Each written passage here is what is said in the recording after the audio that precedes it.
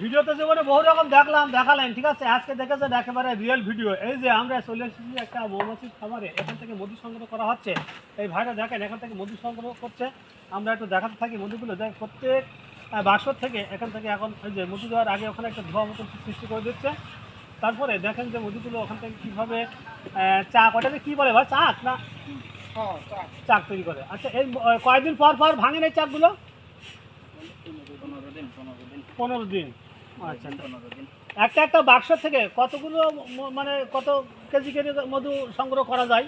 ওই 1 থেকে 1.5 কেজি। তোমরা বলছিলেন যে প্রত্যেকটা বাক্স থেকে 1 থেকে 1.5 কেজি করে মধু সংগ্রহ করা যায় 10 থেকে 15 দিন পর পর। এনারা করেন একটা একটা বাক্সের ভেতরে কয়টা করে চাক আছে?